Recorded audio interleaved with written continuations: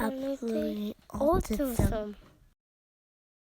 Hi, welcome to Absolutely Autism. I'm Lisa. I'm Janelle. And I'm Amy, and today we're going to talk about therapies. Therapies. First of all, let's go to when you're first starting up. Mm-hmm. What, with all these therapies what can be very overwhelming. Yeah. You have your diagnosis, they give you a list of therapies they think will help your child, and then they send you on your way, and you have to find your own. And I found that very overwhelming at first. It was really hard. I remember our pediatrician gave us a list and was like, I think you need to do this, and I was like, how? Yeah. How do I do this? Where do you begin? Yeah. Where do you find out what's a good one? Yes. What's a good price? What's, Yep. How do you access these things? And even going to NDIS, when you're unfamiliar with NDIS, you don't realise how much every therapy costs and what funding you need and how to fight for that as well. So you might not get as much as you need, but you might not know that straight away, and it's a learning process. We do have this great video on NDIS and accessing and that, so go look at that channel if you want. But it'll help you go through that process. But that with finding therapies that work, it's a process. Or therapists. Yes. Yeah. Don't be afraid that if you think that the therapy or the therapist is not working for your child, to try another one. Yeah, I remember with speech we went through a few in the beginning before we found the right fit. Yeah. For us, it wasn't to say there was anything wrong with the other ones. They just their personality didn't match. Yeah. My son. So I wanted someone whose personality complemented his. Because he was very gentle, very shy. Yeah. He needed someone who wasn't going to intimidate him the second he walked into a room. Well, that's the key. Like, it's important for your child to connect. Yeah. It's so important. Probably more important than, I wouldn't say the therapies itself, but, if they don't connect, you're getting nothing. Yeah. Well, they're being pushed out of their comfort zones, and so they need to feel respect, safe and secure with that person who's trying to do that. Otherwise, they're not really going to break through. No, anything anyway. That's when you get resistance, and you get aversion to going to places and attending therapies because they feel uncomfortable. Yeah. I know that when if I ever start a new therapy with my sons, I will send an email that will say, for either one of them, you need to earn their respect, you need to earn their trust first, and then try to implement letting them know things that they're interested in, things that they are their aversions as well, so that it doesn't kick off badly. To start with. Any of that information you can give the therapist before you start is always beneficial. Yeah, absolutely. Yeah. We're the same. We need the sense of trust and security and things, we're not that different, I guess, from them in that, but I think the trouble is that you're the advocate for them to know what would work for them, because they're children and they don't necessarily know. And you might need to see the cues, see the things that are not working. So it's all about advocating, I guess, for your child and making sure that they're getting that therapy that they need. And your children may not have the skills yet to understand why they feel the way they feel. One thing I thought about with therapy is we have this hour session with a therapy where we're doing games, we're doing all this structured stuff. What do you girls think when we come home? Do we need to implement that? Like, I don't think all of it. No. I think to some extent therapy needs to stay at therapy. They give you certain tools to use at home, and obviously you need they're there for a reason. That's why you go, is for them to be able to apply what they've learned in a life scenario. But I think if you make your home a therapy session 24/7, I feel like the therapy loses its effect. Yeah. And I feel like it almost it makes the child not want to go to the therapy anymore. And takes away their safe space. Yes. The home Yes. is the safe space where they don't feel like they're obligated to do certain tasks. Yeah. Um, So obviously apply the tools that they've given you, Yeah. especially if you're having an issue and they talk to you about ways to help deal with that issue or that struggle that your child's having. But don't think you have to turn your entire house into an occupational therapy room. Like or, have some equipment and that if you can afford it. If not, you know. Yeah. Your child will feel safe at home because it's home. Yeah. And you'll find sometimes as well that they will hold it in while they're at therapies, or they'll hold it in while they're at school, and then they come home and then melt down because they've held it together for as long as they could, but home is safe and that's what you want. Yeah. Yeah. Something else I realised early on in my journey when I was a single mum looking for all these sorts of things is don't be afraid of your forums. Word of mouth is really good, and why everybody has their own experience with certain people, and it may not be the same as yours. Just hearing suggestions of places and people. Sometimes it's really, if you just Googled, you don't get as much information as far as good therapists go as getting it firsthand from people with experiences. So don't be afraid to join your forums, join your mums groups, join your parents groups. Ask the question, I live in such and such area, I'm looking for a speech therapist, for example. Any recommendations? And you would be surprised how many people come back with good suggestions, and it gives you a good gauge of what's popular, what's not popular. Yeah, definitely. And I think as far as that goes, trying to find it on the NDIS website is just It's not the most user friendly portal. All props to you if you can do it. I found it incredibly hard, and I've had a few troubled experiences with some of the things I found on there. Not to say that it's all that way, but yeah, generally word of mouth certainly it's reassuring. Like, I know that I have found some therapists from the girls, like from what they've experienced and who they've used. Even if you describe your child's personality and needs, and you can find someone with similar, whose child has similar things, and they've having a good experience with that therapist, you know that therapist is very good with dealing with that particular issue as well. Because some have strengths in some areas over others. So just asking around. Don't be afraid to ask around. Community is key. It really is, especially in our situation. Very, very important. Definitely.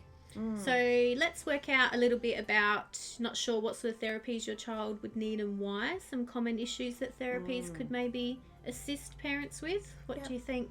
Well, I mean, I love OT. We all love it. I love OT. OT's cool. I think OT is certainly one that you can't really go too wrong with. It helps with all of the vestibular and the proprioceptive inputs and taste even and sound inputs and all of that. So all of the sensory stuff, all the good stuff. Social stuff too. Our OTs, now that my son's getting a bit older, is starting to work on more social settings, typical social settings he might find himself in. Taking turns, waiting. That kind of, which also is implemented in speech. As Definitely. Well. Tabletop tasks, all that sort of stuff. Being able to actually sit on a chair for a period of time, that's a hard one. Yes. OT is very good for ADHD as well. Giving them tools to manage and regulation. OT is fantastic. For teaching your child to self-regulate, which is the goal. Speech is good. Speech is good for speech. Given. Yes. Learning the ways to socialise, to talk. So social cues and social speech and interacting with other Recognising people. emotions, I think so. Speech is very good for as well. We've definitely worked a lot on that. Others' emotions and your own. And your own. You know, most of the time they can't recognise why they're feeling the way they're feeling. They don't have a word for it.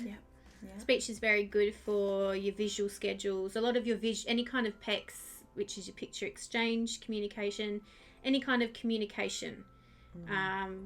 That's what your speech is good for. So if you're going to have visual schedules or even your Prolo to go, all those sorts of things that you have on your devices, those sorts of things, it tends to come through speech, I find. Definitely. I also found if your speech and OT are able to work well together or work in the same company, you can have spot sessions. So SPOT. They're wonderful because then what the speech doesn't understand about OT, they can implement that all together. Obviously, they cost a little more because it's the same hour session, but if it's something that it could work for your child, I would recommend it. I found with my child it worked, but not every child. It doesn't work for every child. So and there's lots of ways to access OT. You can have them come to your home. You can go to them. You can have them come into schools and kindies as well, whatever you think works best for your child. For my child, OT has always worked best going to them. It makes it separate. Therapies, he's never really done well with the therapy session at home. He finds it hard to differentiate that.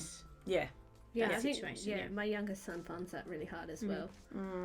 Yeah, definitely, because they have their spaces, their routines, their places. Another therapy you can access is psychology. That's helped my boys a lot. They really appreciate the sessions because they are talking with a therapist about things that are affecting them. So, really good as they get older too, isn't it? Definitely. For my middle son, it is amazing. And definitely a key one for them to know their relationship with the psychologist is good, because that you want your child to be able to talk to them, to having a good relationship. It took the first 5 sessions for my youngest son to get settled, to be able to even talk to the psychologist, and now he'll tell her everything. Really good if your child has anxiety and things like that too, maybe suffering a bit of depression as well.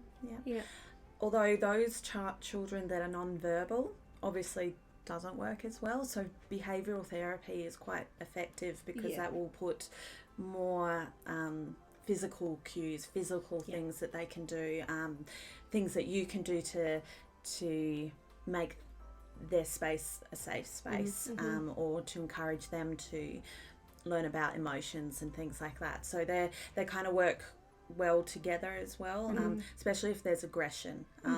Behavioural therapy is quite wonderful for the aggression side of things. Yeah, definitely.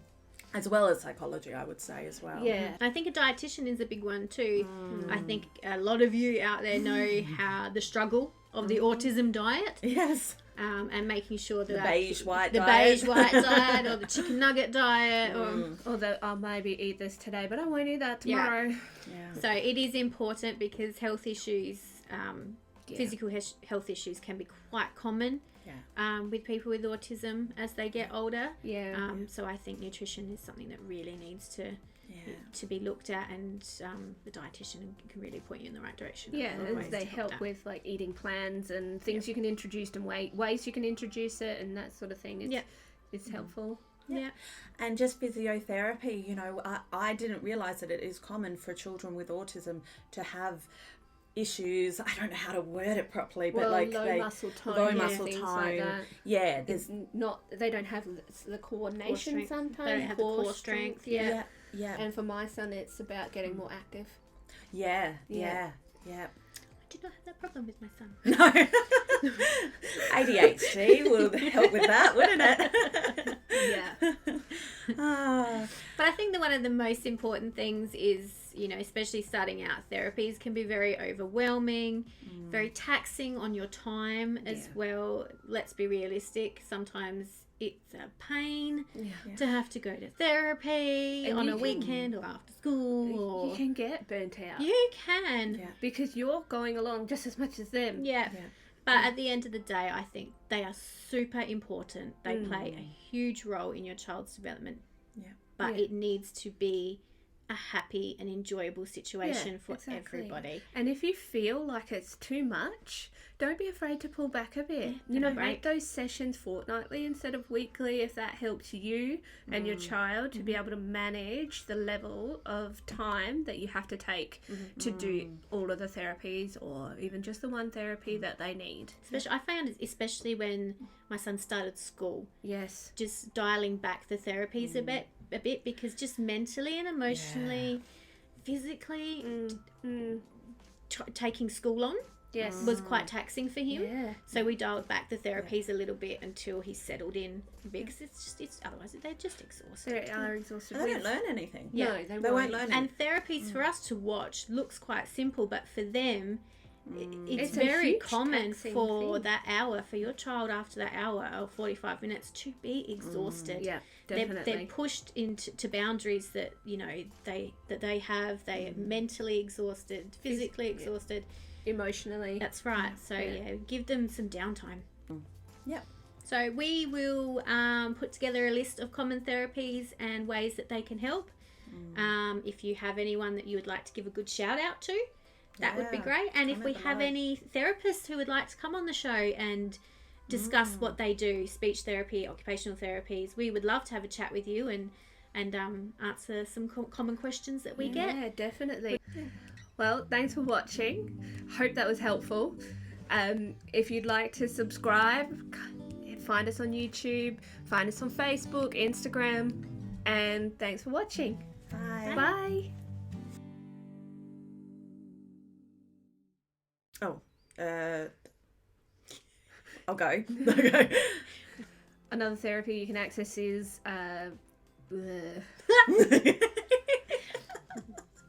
Too much pressure now. Come on. I couldn't think of the word. I was like no. Psychology. Psychology.